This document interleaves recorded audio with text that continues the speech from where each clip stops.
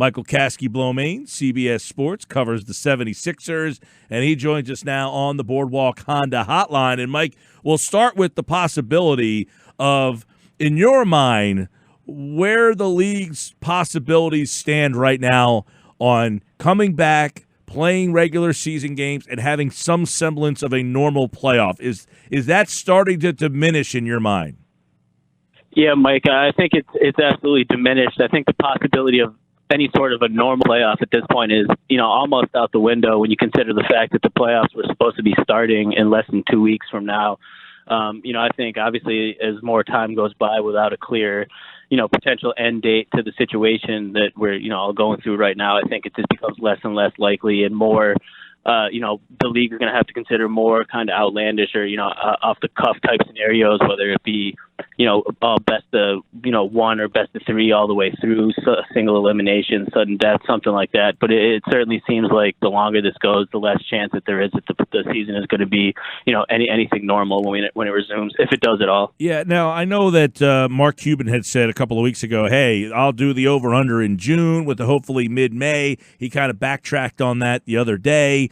But if they could get back, let's say mid-July, I don't know that sounds like a time that you could play some, but you would have to play some regular season. You can't just jump right into playoff games, can you?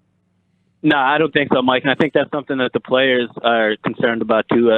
Some of them I think have expressed that if the league does resume, for the 2019-20 season, there has to be at least some, ramping back up before they go right into not only game action, but playoff action, which, as is even another step up from regular season play. And that, if they go from sitting on a couch or working out at home for 3 months to going straight to, top level basketball, the potential for injury is high. So I think they have to figure out something where they get at least, 8 to 10 regular season games in there first before they figure out what they're going to do with the playoffs. All right, Michael Kaskey-Blomain, I want to get your take on this report that the Knicks interested in hiring 76ers GM Elton Brand. There's a lot to dissect in this one because, one, according to the report, the source says Leon Rose, who's the new team president for the Knicks, wanted to see if Brand was dismissed after the playoffs.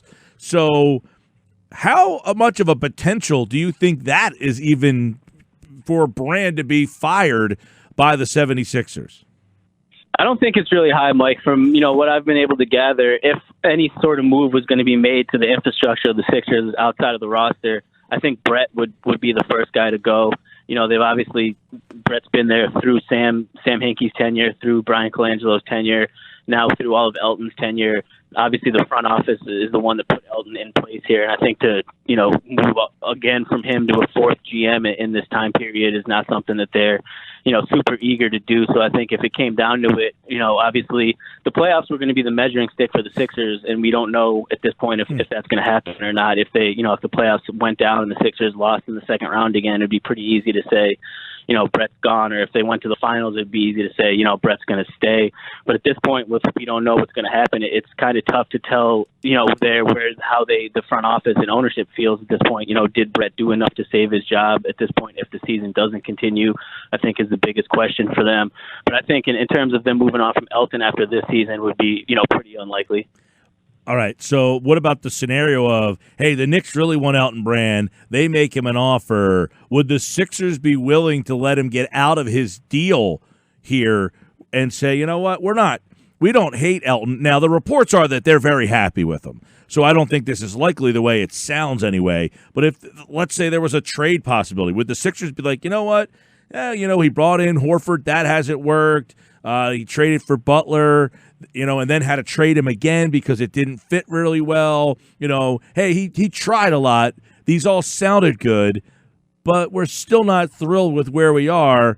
We'd be willing to let you go if you gave us a good enough offer. Like, do you think the Sixers would be willing to listen for something to let Brand walk? Yeah, I do think that would be the only possibility, Mike, and that's a great point. And that way it would kind of let them, if there was some internal unhappiness with the job that Elton's done so far and they didn't want to move on from him of their own accord this quickly for, public relations reasons or blowback of moving on to a fourth GM under this ownership group in the past, 8 years. I think if there was an offer on the table that they could justify and say, hey, this team really wants Elton and they're willing to give up X and this for him. And internally, we have questions about him anyway. This might be a good opportunity to move, get out from under him, get something in return that, we can say this is the reason we did it and kind of save some of the PR blowback. So I think that would be the only situation where it would be a potential to happen. But still, like you said at that lead-in, it seems, everything that I've heard at least is the organization's pretty happy with him. Obviously, they wanted to see how the team performed, in the playoffs with the moves that he made this offseason. So I think it's unlikely, but that would be the only way I really would see him moving on to New York by next season. Yeah, Michael Kaskey-Blomain's with us now. There is a report out there that says, from a team source, the source cited Brand's leadership, strong working relationship with players, agents, and executives around the league. So it says the Sixers are kind of happy with Elton Brand. So if that's the case, and if we believe that, and there's no reason to not believe that that's true, I think the Sixers, look, he's only been here for really, this is what, the middle of his second season with the Sixers as the GM. He made a lot of moves in season last year, made a lot of moves off season this year. If they're happy with Brand, where would they stand with the whole Brown situation if this season never really resumes? To me, Mike, that's the biggest question facing the Sixers right now. And I think it's pretty fascinating because, we talked at length over the course of this season about how this team was going to be judged, by how they performed in the playoffs. Elton has said to us, several times that this team was built for the playoffs, and that's something that Brett echoed too. So if the season just ends as it is, it would be pretty hard to deny that the Sixers were underwhelming or at least inconsistent this season. And, I don't have an answer to that question, but I do think it's fascinating. My gut would tell me that they would probably move on at this point. He's got 2 years left on his deal, right? He's got about 2 years and $10 million left.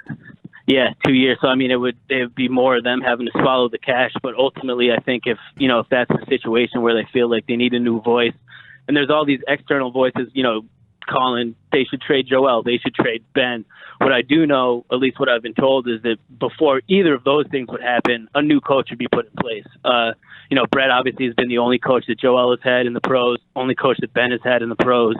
And if the Sixers were going to make, some sort of major move to those three people that have been here throughout the recent years, it would be Brett to go first before they look to get rid of Joel or Ben. Which makes sense. I guess the question would be, knowing that they haven't opened the building for however many home games, potentially losing all that revenue, all the playoff revenue, and I don't say potentially, they ain't getting that revenue. They're not playing home games with people in that building. There's a good chance they don't play playoff games at all. Do you really fire a coach, pay him $10 million to walk away, and then have to pay a new coach that seemingly, Michael, would be a higher profile? You have to bring in a higher profile coach, which means you're going to have to pay the new coach more money than you paid the last coach. Why you're paying that guy to go away? That's why at this point, making a move with Brown really seems to be tough, knowing all the money they just lost and the fact that they tried to give their own workers a pay cut. Yeah, absolutely, Mike. There's so many layers to that question in terms of what they would do with Brett. And ultimately, like you just said, it could come down to the fact of, losing out on the rest of the season and the playoff revenue combined with the PR that they've, obviously been taking hits with recently. They might, that might end up saving Brett another season, combined with the fact that they didn't, get to see him perform with this team in the playoffs. And that could kind of be the, the public excuse, for lack of a better word. Like, we built this team. Brett has these guys, they know him and respect him, when we want to see how this team performs in the postseason. So if this season does end without any further games, I think that's a great point. The money factor combined with the fact that still, we don't know how good this team was going to be. And then, even Brett started to make moves toward the end of the season, before the season was suspended, moved Al to the bench, and they didn't really get to ride that out because of the injuries. So, that's probably the biggest question mark for me in terms of the Sixers' plans moving forward if the season is not resumed. Michael Kaskey-Blomain, CBS Sports. All right, so what about this scenario? Let's say Josh Harris, David Blitzer, they're in a room, and Elton Brand and Brett Brown need to plead their case. Who has a better case of staying? If they say, look, one of you have to go. I don't know which one it is. I'm going to give you both an opportunity to plead your case. You're going to get 10 minutes in a room with me, plead your case, and then we'll make a decision. And now that certainly wouldn't happen. But who has a better case of staying, Brand or Brown? Well, if that did happen, Mike, that'd be fascinating to watch. I would love to get a camera in that room if that was actually happening. Yeah, that would be the best sports on TV right now. I was going to say, without anything else to watch, that would be a gold mine. They could put it on NBC Sports Philly, have people tune in. Yeah, man. But honestly, I think Elton would have the case just in terms of ownership and front office could look at Brett and simply just say, like, listen, we think it's time for a new voice. You've been here. Next season would be his 8th year. You've done a lot for the team, been through thick and thin. But at this point, we feel that the Sixers have, if you want to say, plateaued or stagnated or whatever it is. I'm not saying that I think that's what the situation is, but looking at it like that, I think they would have an easier time justifying moving on to a different head coach and a different voice for, Joel and Ben, like I was just saying, since they've never had another coach. I think that would be more justifiable in their eyes than moving on to, yet another GM when Elton. Sure, some of the moves he made have been questionable, but we haven't got to see them play out over the course of a season or even two or one postseason. So I think Elton would probably have a better case in that scenario. Right, and then you have Brown that could walk in and be like, look, the roster building has kind of been flat here. He gives me Al Horford. He gives me Tobias Harris. I got Jimmy Butler. Then you trade Jimmy Butler. The guy I get back hasn't played nearly. So both sides have a really compelling complaint as to why the other guy hasn't done what they need him to do. But the one thing is that you said earlier, Michael, which was this team was built for the playoffs, and they got Al Horford to compete with the Bucks and Giannis Antetokounmpo. Now they have beaten the Bucks. They beat them rather handily. So if you were to say, look, we built this team to beat the Bucks, and when they were on our court, we didn't beat them. We beat them handily. It's going to be very difficult to say this team was built for the playoffs, and then we need to blow it up if we never get any playoff games. That's why I think the Sixers are in such a tough spot for the fan base. To show their fans they did nothing would almost suggest that this regular season was acceptable. And if they do something, it means that their message was almost hypocritical, that this team was built for the playoffs. But yet we fired somebody because we didn't like the way the regular season went. But then your answer would be, but this team was built for the playoffs. You've nailed that, Mike. That's a conundrum that I've thought about multiple times. And imagine if the season ends, they don't do anything major to this roster with the logic of, we want to see this team in a full postseason. You run it back next season, basically the same squad, and they end up underwhelming. Let's say they lose in the first round or, have a poor season. Then you can look at it and say, wow, we just wasted, 2 seasons basically of, young prime Embiid, young prime Simmons to not get anywhere. But then also, like you said, if you jump the ship this summer, if they don't continue, let's say you trade Al Horford for pennies on the dollar, because let's be honest, that's what you would get trying to trade that contract. And you blow it up in that way, and you never get to see the team even compete in the playoffs. So it's really a catch-22, rock in a hard place, whatever you want to say, for the front office. And I think, this is a front office that's made a lot of interesting decisions over the past few years. So it's going to be, for them, I think best case scenario, and, most of the owners across the league, obviously they want this season to come back, but the Sixers especially, because those playoffs were going to be a measuring stick for this team and to answer some questions moving forward. And without them, you don't have the questions. How are you going to give the answers? It was also thought that the Sixers benefited from this pause because that would have allowed Ben Simmons to get healthy and get himself back and ready. Now, we have no idea where his status stands right now, but it also felt, Michael, you're there all the time. It just felt that this season was so fatiguing and that maybe taking a little hiatus would have been the little something to kickstart this team, but I guess we'll never know that either. Yeah, if it had been, a shorter break with a clear end time, that would be one thing. But at this point, it's going to be tough for any team to kind of come back and get accelerated again to the level that they want to be at. Like you said, I actually wrote for CBS a couple weeks ago or two that the Sixers, stand potentially to benefit, among the best out of any NBA team should the season resume for, the exact reason you just said. Obviously, Joel had just came back from the shoulder injury that had him out for several weeks. He played one game before that. Before the league was shut down, and really gave no indication of a timeline of when he might be good to go. He was saying that he was fine, progressing well, and he felt good and felt better, but there was still, no end in sight, no potential timetable for a return. So obviously, if they had the time to get those two back and were able to pick up play again in May, yeah, technically that would be good for the Sixers. But at this point, we just don't know. Michael Kaskey-Blomain, CBS Sports. Now, you had written at CBSSports.com just a couple days ago that the Sixers still have major questions looming beyond just Joel Embiid and Ben Simmons. What are some of those questions? This is one of the more inconsistent teams. They were elite at home, and they were non-playoff worthy on the road. So what are some of these major questions that loom over this team beyond just getting Joel back, getting Ben Simmons healthy, the coach and the GM? Well, it's kind of a combination of all the things we were just talking about, Mike. Over the course of the season, as obviously and I know, so much of the focus was on Ben and Joel and their fit, and that was posed as by many to be the main question about the Sixers. But to me, that was far down the list. If you have Ben and Joel healthy in a game, I like the team's odds. For me, it was everything else that we kind of just talked about, the moves that Elton Brand made, and waiting to see if Tobias and Al Horford were going to be a good enough surrounding parts to help Joel and Ben reach the point where we all think they can get. And if Brett is the guy moving forward, if there's no season, has he done enough to, in the eyes of the ownership and front office to keep that job for another year, or are they looking to shake things up? Obviously, like you said, the money factor plays into that. But they're, all teams at this point are obviously facing an uncertain future, but the Sixers especially just seem like there's so many questions that, even this particular postseason was going to answer. And now if it's not there, what do you look to trade Horford this summer? Do you potentially listen to offers for Tobias Harris if there's some teams out there that think he could be a nice piece to add and they would like to get him? Are you looking to get out of that contract that has, 4 more years on it?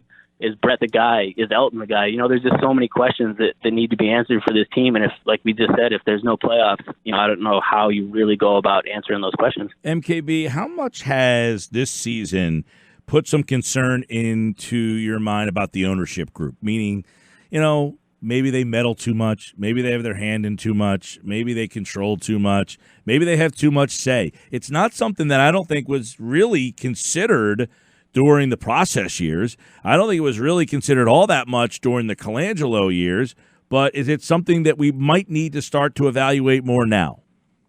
Yeah, absolutely, Mike. And I think it was considered to an extent, especially obviously when Colangelo was first hired, and then when Sam stepped down.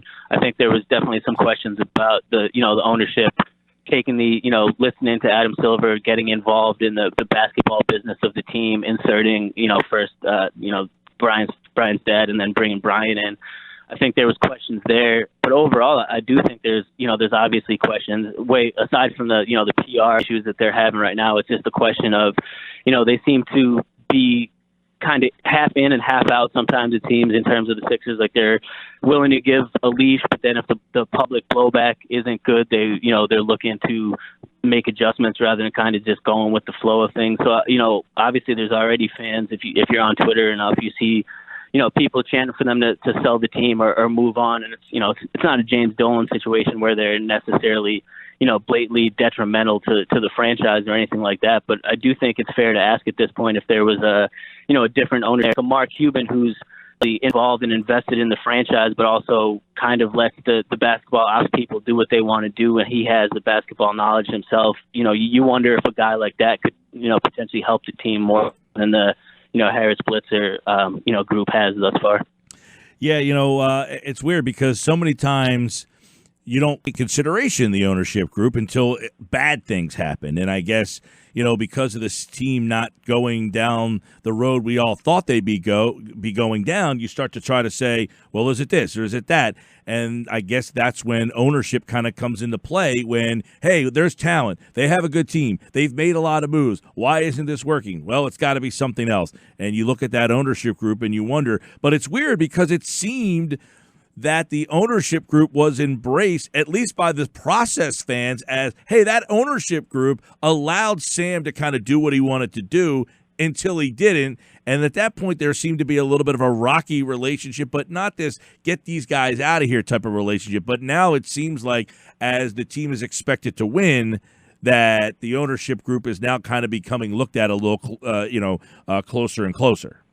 Yeah, which I don't know how fair that is in terms of strictly basketball. I mean, obviously, if we want to talk about, get into other waters in terms of politics or other things, there's definitely questions about the ownership. But in terms of strictly basketball, they're willing to spend money, obviously, which is something that, some teams and organizations have an issue with.